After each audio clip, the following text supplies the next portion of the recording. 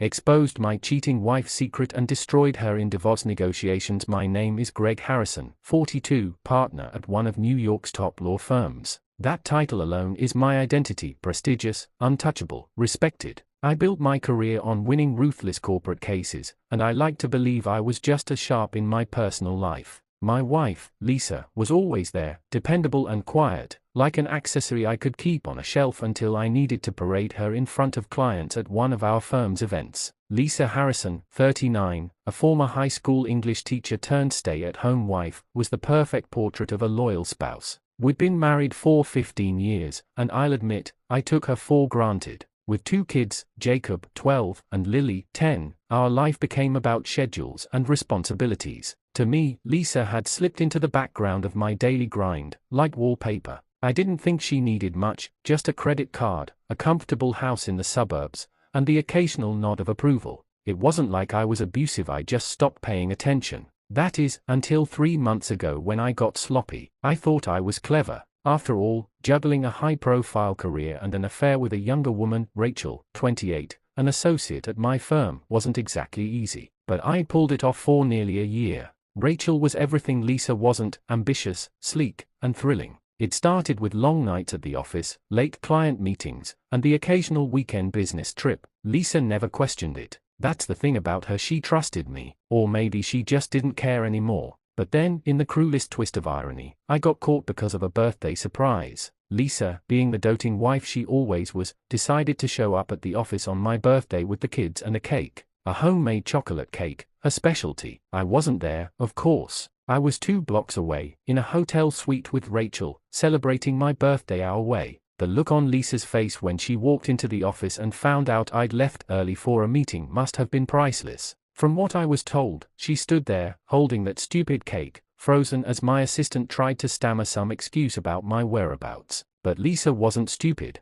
She put the pieces together faster than I ever gave her credit for. I got the call while still tangled up with Rachel. "Where are you?" she asked, her voice steady, too steady. I'm with a client." "Why? Really?" There was a pause. "Because I'm at your office with the kids. They wanted to surprise you for your birthday." In that moment, I knew I was fucked. I scrambled for an excuse, but it was too late. When I got home that evening, the house was quiet. No yelling, no tears, just silence. Lisa sat at the kitchen table, the cake untouched in the center. Our kids had already gone to bed. "We need to talk," she said calmly. I'll give her credit, I expected a breakdown, maybe even a fight. But she was cold. She didn't want an apology, didn't ask for one either. She simply laid it out. She knew about Rachel, knew it had been going on for months, and she wanted a divorce. Just like that. No drama, no pleading for answers. She was done. And in that moment, I realized how much I'd underestimated her. Of course, I was a lawyer. Divorce? I could handle that. I'd draft up some paperwork, settle things quietly, and be done with it. What I didn't know was that Lisa had already started her game, and I was about to lose before I even knew the rules. The next few weeks were a blur of awkward silence. We didn't tell the kids yet. Lisa didn't want to make things harder for them until the details were ironed out. I wasn't sure why she was dragging it out, but I figured she was just stalling, hoping I'd beg her to stay. She'd always been soft like that. But then, a curveball. One evening, after the kids had gone to bed, Lisa sat me down again. "We need to talk about the divorce," she said, that same unnervingly calm tone in her voice. "We should do it quickly, for the kids' sake." "Sure," I replied, trying to act unbothered. "I'll have my lawyer draw up the papers." But her next words froze me in place. "I think it's in your best interest to settle this out of court," she said, her eyes narrowing ever so slightly. "We wouldn't want anyone at the firm to hear about why we're really divorcing, would we?" My stomach dropped. "What do you mean?" I asked, playing dumb, but I knew exactly what she meant. Lisa leaned back, crossing her arms. "Oh, Greg, let's not insult each other's intelligence. I've been thinking about how messy a public divorce could get. Think about it, partner at a top law firm cheats on his wife with a junior associate. It wouldn't look good in the press, and your clients, well, you know how fickle they can be when it comes to their lawyers' reputations." There it was, the opening shot in her long game. I laughed it off, tried to act like she didn't have me by the throat, but inside I was panicking. If word got out about Rachel and me, my career could take a nosedive. The firm was strict about office relationships, especially ones that could be labeled as predatory. And Rachel, God, Rachel could be the nail in my coffin. She wasn't just an associate, she was ambitious, ruthless. If this divorce went public, she'd jump at the chance to play the victim, maybe even claim I'd coerced her. It wouldn't matter that it wasn't true. Perception was everything. I cleared my throat, trying to regain control. Look, Lisa, I don't want this to get ugly. We can handle this like adults. Oh, I'm sure we can, she said with a tight smile. Just make sure I get what I deserve. I felt the walls closing in. This wasn't the Lisa I knew. The Lisa I married would have crumbled. But this Lisa? This was a new version, one who had been pushed too far. And I realized, too late, that I had no idea what she was capable of. As I sat across from her that night, the tension thick between us, I knew one thing for sure: this divorce wasn't going to be as easy as I thought. If I thought I had any control left, it evaporated the moment I walked into our first negotiation meeting. It was a Tuesday afternoon, the kind of day where the city's humidity clings to your skin and makes you irritable before you've even had your morning coffee. I'd planned for this, called in every favor I could to ensure we could keep the negotiations private. My lawyer, Frank Morrison, a pitbull of a divorce attorney, assured me we'd get through this without too much damage. Lisa was supposed to fold. That's what Frank said. Women like her, women without careers, women whose only focus had been the home, they didn't win big. It would be a basic settlement, joint custody, a reasonable alimony, and we'd be done. I walked in, expecting her to be meek, maybe even emotional. But Lisa was waiting for me, and she wasn't alone. Her lawyer was someone I recognized instantly. Olivia Daniels, 45, fierce, and well known in legal circles as a scorched earth type of attorney. She specialized in high-profile divorces, the kind where reputations get ruined. She was dressed in a sleek navy suit, her short, graying hair swept back in a way that screamed confidence. And the moment I saw her, I felt a cold chill run down my spine. Why would Lisa hire her? Frank leaned over and whispered, "Don't worry, we've got this." But his tone betrayed him. He was as nervous as I was. Lisa sat there across from me, her hands folded neatly in her lap, completely unbothered. She didn't look like the woman who had stood in our kitchen with that untouched cake. No, this Lisa was focused. Her eyes never left mine, as if she was daring me to make a move. The negotiations began in a typical fashion: assets, custody arrangements, the house. Olivia spoke for Lisa, but every time something was brought up, Lisa would glance at me with a slight smile, as if she knew something I didn't. It was subtle, but enough to throw me off. I couldn't shake the feeling that I was walking into a trap. Then came the moment I dreaded: my affair with Rachel. "I understand there's been infidelity on Mr. Harrison's part," Olivia began, her voice calm but firm. "I'm sure we all agree that this will have significant weight on the settlement." Frank jumped in. "The affair is irrelevant. There's no proof it had any impact on the children, and marital fault doesn't influence financial arrangements in this state." I smirked, thinking Frank had shut her down. But Olivia didn't flinch. "Perhaps," she replied coolly, "but this isn't just about the children or the marriage. It's about the narrative." She paused, letting the weight of her words settle in the room. "You see, Mr. Harrison, we've been very considerate thus far. We haven't involved the media yet." I felt my pulse quicken. What the hell is that supposed to mean? Olivia glanced at Lisa, who nodded ever so slightly. Then Olivia continued, "Let's be honest, Greg. This affair isn't just a personal issue. It involves a junior associate at your firm. If this were to go public, you'd be looking at more than just an ugly divorce. There would be questions about your professional conduct, questions about the ethics of a senior partner having an intimate relationship with a subordinate." I clenched my fists under the table. "That's bullshit. Rachel was a consenting adult." "Maybe so," Olivia said, leaning in slightly, her eyes sharp, "but that won't stop the media from turning it into a scandal. They love stories like this. Powerful lawyer, family man, seduced by a younger associate. And think about how the firm would react. They have a reputation to protect, don't they? Would they risk it for you?" Frank shifted uncomfortably beside me. "This is extortion," he said, his voice strained. Lisa finally spoke, her voice calm and measured. "No, Greg. This is leverage. I'm not asking for more than what's fair, but if you want to drag this out, if you want to play hardball, then you should be prepared for what comes next." I stared at her, trying to read her face. She had no interest in destroying me, not completely, but she was willing to use my affair as a weapon, one that could ruin everything I'd worked for. I had clients that valued discretion above all else. If even a whisper of this got out, they'd drop me faster than I could send them an apology letter. And the firm? They'd cut ties before the ink was dry on the divorce papers. Fine, I snapped. You want the house, take it. You want more alimony, fine. But you keep your mouth shut about Rachel. Understood? Lisa didn't flinch. Instead, she exchanged a knowing look with Olivia. Then, just when I thought I had avoided the worst, Lisa dropped the bombshell. There's something else, she said softly, her eyes narrowing in on me. I wasn't going to bring this up, but since we're being honest, I've known about Rachel 4 months, and, well, I wasn't the only one. I frowned, confused. What do you mean? Lisa's lips curled into a small, almost sadistic smile. Jacob knows. My blood ran cold. Our son? She nodded slowly. He overheard one of your conversations with her. I wasn't sure what to do, but he came to me. He asked me why his dad was talking to another woman like that. Why his dad wasn't coming home like he used to. My mind was reeling. Jacob, our 12-year-old son? He knew. I didn't tell him the full truth, Lisa continued, but he knows enough. He knows you've been lying to me, and to him, it was as if the floor had been ripped out from under me. All this time, I thought I was playing this game carefully, keeping the affair hidden behind the walls of my career. But Jacob, my son, he had been the one to unravel it all. Frank's face had gone pale. This changes things, he muttered under his breath. Lisa leaned in, her voice low and steady. Greg, this isn't just about money. It's about our family. You've already lost my respect, but if you want any chance at maintaining a relationship with our children, you'll stop pretending you can control this situation.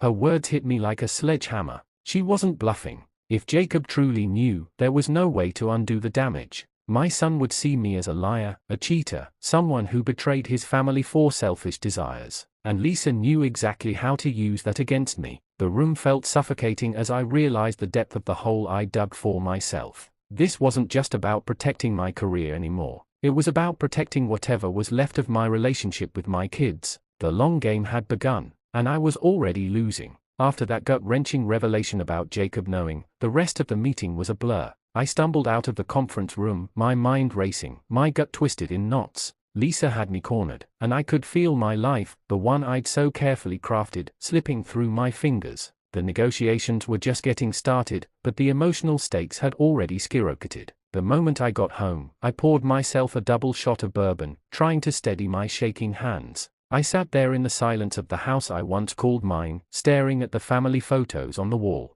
The happy smiles felt like a mockery now. I could almost hear Lisa's voice in my head. You've already lost my respect. I slammed the glass down, watching as the amber liquid swirled. She thought she could outplay me? Thought she could control this narrative? Fine. If Lisa wanted a war, I'd give her one. The first thing I did was fire Frank. He had been too soft, too slow to react. I needed someone ruthless, someone who knew how to fight dirty without getting caught. After a quick search, I found her Ashley Sterling, 39, brilliant, and infamous for tearing apart opponents in courtrooms. She didn't just defend her clients, she destroyed the other side. No loose ends, no mercy. Ashley was a specialist in high net worth divorce cases, the kind where assets could disappear as fast as they were built. The first time we met in her sleek downtown office, Ashley was all business. She wore a black tailored suit, her sharp blue eyes not missing a single detail as I laid out everything that had happened. So, let me get this straight, she said, tapping her manicured nails on her desk. Your soon-to-be ex-wife has hired Olivia Daniels, and she's already leveraged your affair to gain the upper hand. Now she's got your son involved, manipulating the emotional aspect of the case. You're worried she'll not only get the house and more alimony but possibly ruin your reputation with the firm, correct? I nodded. She's threatening to leak the affair if I don't give in, and worse, she's making sure Jacob sees me as the bad guy. It's not just about money anymore. She's playing dirty, Ashley. I need to hit back. Hard. Ashley leaned back in her chair, a slow smirk forming on her lips. Greg, you've come to the right person. I don't just defend, I attack. We're going to shift this narrative, but we have to be smart. Emotional manipulation only works if the public, or the judge, sees her as the victim. We need to flip that. Make her the villain. I raised an eyebrow. How? Lisa's built this case around your affair, Ashley said. But you and I both know it's not the whole story. I need you to dig deeper. Is there anything she's hiding? Any skeletons in her closet? I thought about it for a moment, racking my brain for anything I could use. Lisa had always been the picture of a devoted wife and mother, but there had to be something. No one's perfect. Then it hit me. The PTA fundraiser. Wait, I said, sitting up straighter. A couple of years ago, there was this rumor that Lisa had gotten too close to one of the dads at Jacob's school. His name's Dave Connolly, he's 42, works in finance. At the time, I didn't think much of it, but there was definitely talk around the neighborhood. She swore nothing happened, and I believed her, but now I'm not so sure. Ashley's smirk widened. That's exactly what we need. If we can prove she had her own indiscretions, whether physical or emotional, it levels the playing field. But we need proof, not just rumors. Let me handle the digging. While Ashley went to work, I began laying the groundwork for my own revenge. I couldn't go after Lisa directly in the negotiations, but there was something else I could use: her social circle. Lisa had always prided herself on being the perfect suburban mom, surrounded by other moms who worshipped her. She hosted wine nights, led book clubs, and was the unofficial queen bee of their little clique. If I could turn them against her, I could isolate her socially, leaving her with nothing but the divorce settlement to cling to. It was petty, but this was no longer about fairness, it was about winning. I hadn't spoken to Rachel since the affair blew up, but I knew she'd be eager to settle the score. She had been humiliated just as much as I had, losing her job, being blacklisted from the firm. I called her up, made small talk, and dropped the bait. You know, Lisa's been painting herself as the victim, I said casually, but if people knew what really happened, they might see things differently. Rachel was quiet for a moment. What are you suggesting? Just this: Lisa's been telling her friends that you were the one who seduced me, that you threw yourself at me, and I was too weak to resist. I figured you might want to clear the air. Her voice turned icy. She said that, yep, the whole neighborhood thinks you're some kind of home wrecker. Rachel's fury was palpable, and I knew I had her. Within a week, whispers started circulating around Lisa's social circle. Moms who once idolized her were now questioning her integrity. It was a small victory, but it felt good, like chipping away at her armor. The same women who once praised her were now turning their backs, avoiding her at school events, canceling their plans with her. But the real blow was yet to come. Ashley called me a few days later with a breakthrough. "Greg, we've got something," she said, her voice filled with excitement. "Remember that guy, Dave Connolly? Turns out he and Lisa exchanged a lot of emails during that fundraiser. Some of them are suggestive." My heart skipped a beat. Suggestive how? Let's just say, if this comes out in court, Lisa's moral high ground crumbles. She's been accusing you of being the unfaithful one, but these emails paint a very different picture. Nothing explicit, but enough to raise eyebrows. I leaned back in my chair, a slow grin spreading across my face. So, she's not as innocent as she claims. Not by a long shot, Ashley confirmed. Now, we have options. We can present this in court and completely tank her credibility, or we can use it as leverage. I liked where this was going. Leverage how? Simple, Ashley said. We use the threat of these emails to negotiate a better settlement. She doesn't want this to come out any more than you want your affair to go public. We can force her to back off on alimony, maybe even reduce the custody restrictions. She's not the saint she's pretending to be. For the first time in weeks, I felt like I was back in control. Lisa thought she had me with the affair, with the emotional manipulation of Jacob, but she wasn't the only one who could play dirty. With Ashley's plan in motion and Rachel stirring the pot among Lisa's friends, I was setting the stage for my own victory. I'd let her think she was winning, let her believe she had the upper hand. But by the time we walked into the next negotiation, I'd be ready. This wasn't just about protecting my assets anymore, it was about reclaiming my dignity and making sure Lisa paid for every smug look she'd given me. The revenge wasn't just planned, it was inevitable. The next round of negotiations felt different. There was a palpable tension in the air. Lisa sat across the table from me, her posture exuding confidence. She was wearing her favorite burgundy blazer, the one she always wore when she felt she was in control. Olivia, her lawyer, had that same smug, all-knowing expression, but I wasn't the same man who had walked into the first meeting with a guilty conscience and a fearful heart. I had a card up my sleeve, and it was time to play it. Ashley and I exchanged a subtle nod before she opened the folder on the table in front of her. The sound of paper shuffling cut through the silence, making Lisa glance up from her phone, suddenly curious. "We have a few updates before we proceed," Ashley began smoothly. Her tone was calm, composed, but there was an edge to it, like a predator preparing to strike. "Greg has made some concessions in the spirit of moving this process forward, but before we finalize anything, there's something we need to address." Olivia leaned forward, clearly not expecting this. "Address?" I wasn't aware we had anything else on the table. "We didn't either," Ashley said, flashing a predatory smile, "until we did a little digging."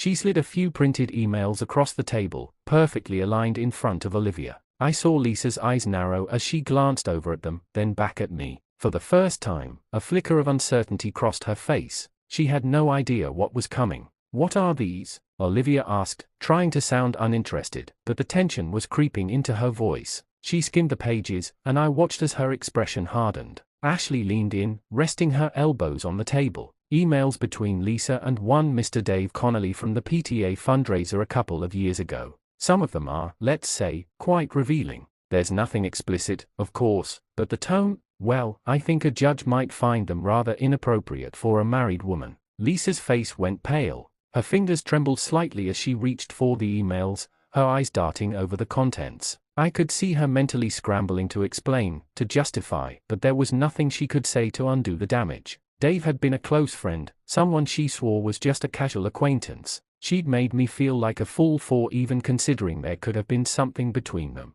Now, here were the cold, hard facts. Olivia cleared her throat. This is completely irrelevant to the matter at hand. Greg's infidelity is a proven fact. This so-called relationship is hearsay at best. Ashley's smirk grew wider. Hearsay, maybe, but let's be real, these emails suggest a very cozy connection between Lisa and Mr. Connolly. We all know how damaging this could be in the court of public opinion. You want to drag Greg's affair into the light? Fine, but we'll be dragging Lisa's little indiscretion along with it. I don't think either party wants their personal lives aired out in the media. Lisa's hands clenched the edges of the table, her face a mixture of anger and fear. I knew that look. She wasn't used to being caught off guard, and she hated it. "Are you threatening me, Greg?" she spat, her voice low and venomous. "You think this will stop me? You think I'm afraid of a few suggestive emails?" "Oh, I'm not threatening," I said, my voice calm, almost conversational. "I'm offering you a choice. You want to play dirty, Lisa? We can both get down in the mud.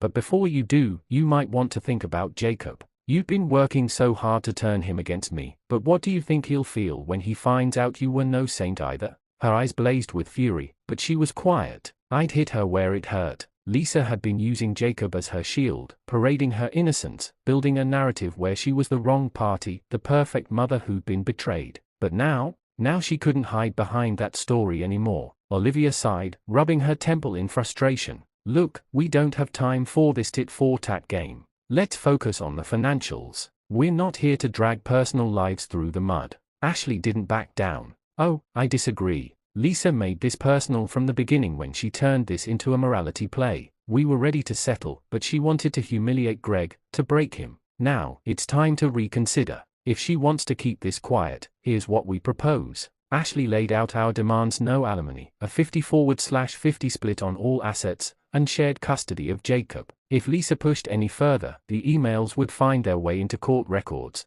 and they wouldn't just stay there. With Ashley's connections, they could easily leak to the media. Lisa's reputation, her social standing, everything she had used to destroy me, would be in tatters. The silence in the room was deafening. Lisa's knuckles were white as she gripped her chair, and Olivia was clearly stalling for time. I almost felt a twinge of pity for them. "Almost. Lisa," Olivia said quietly, her tone now far more measured. "We need to discuss this privately." But Lisa wasn't having it. She shot me a look of pure venom, her voice tight with rage. "You think you've won, Greg? You think this makes you the better person? You're still a cheating, lying bastard. And Jacob will hate you forever for what you did." I leaned back in my chair, meeting her gaze with a calmness I hadn't felt in months. "Maybe, but he'll hate you just as much if he finds out what you did too. The difference is, I can live with that. Can you?" Her lip twitched, and for a moment, I thought she might lash out physically, but instead, she stood up abruptly, grabbing her things. "I need a break," she snapped, storming out of the room, Olivia scrambling after her.